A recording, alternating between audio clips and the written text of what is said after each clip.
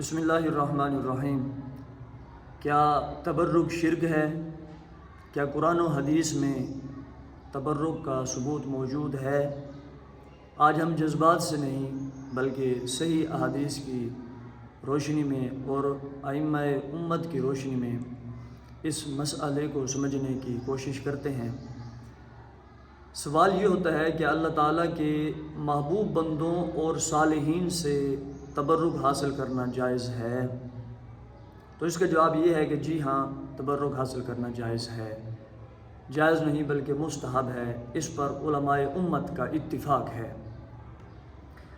اب سوال یہ ہوتا ہے کہ اس کی دلیل کیا ہے؟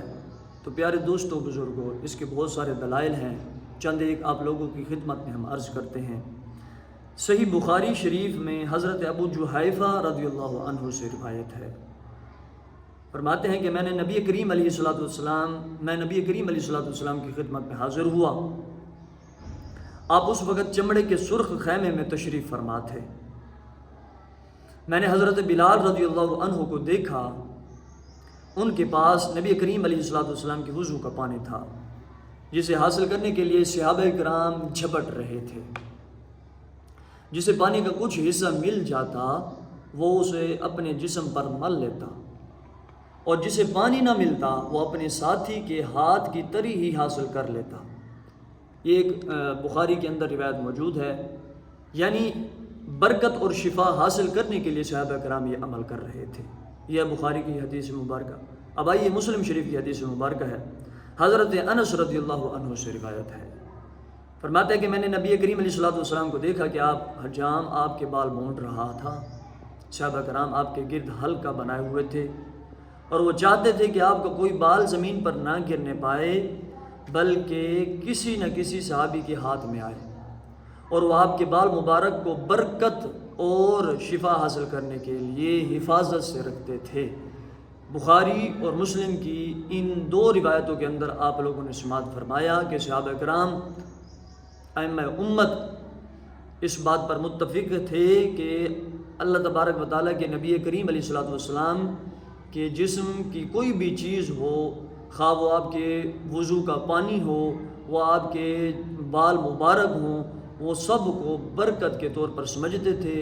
صرف سمجھتے ہی نہیں تھے بلکہ اس پانی کو اور ان بالوں کو، اور اس کے علاوہ بھی دیگر احادیث میں بہت ساری اور چیزیں بھی موجود ہیں، وہ لینا، برکت کے طور پر لینا، اس کو سعادت سمجھتے تھے۔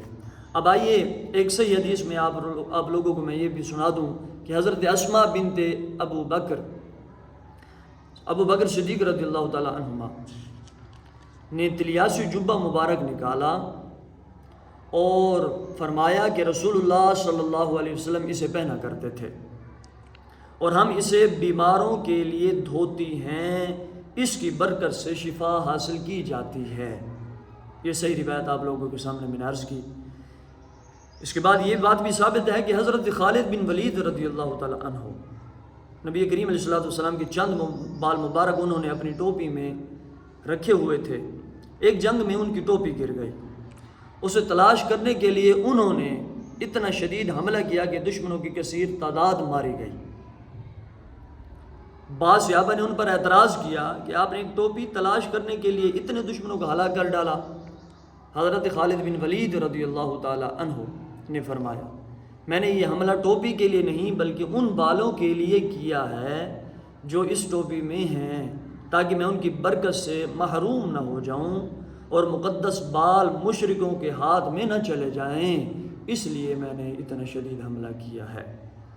پیارے دوستو بزرگوں، اس کے علاوہ ایک اور روایت بھی ہے، مسند امام احمد میں حضرت جعفر بن امام محمد سے روایت ہے کہ نبی کریم علیہ السلام کی وفات کے بعد جب آپ کو غسل دیا گیا، آپ کی آنکھوں کے پپوٹوں میں پانی جمع ہو جاتا تھا، اور مولا علی مشکل کشا شیر خدا کرم اللہ وجہ الکریم ان سے منہ لگا کر پانی پیتے تھے، یعنی نبی کریم علیہ السلام کی برکتیں حاصل کرنے کے لیے آپ یہ کام کرتے تھے۔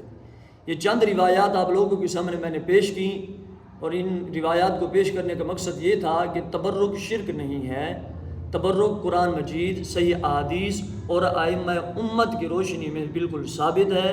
صرف ثابت ہی نہیں بلکہ جائز ہے، مستحب ہے، اور اس امت کے اندر یہ معمول رہا ہے کہ بزرگوں کی چیزوں سے برکت حاصل کی جاتی رہی ہے اور تا قیام قیامت حاصل کی جاتی رہے گی۔ یہ شرک نہیں ہے بلکہ یہ مستحب عمل ہے، اور صحابہ کرام نے اس عمل کو کیا اور ہمیں بتایا کہ یہ بالکل جائز ہے، کسی قسم کا اس میں شرک نہیں ہے۔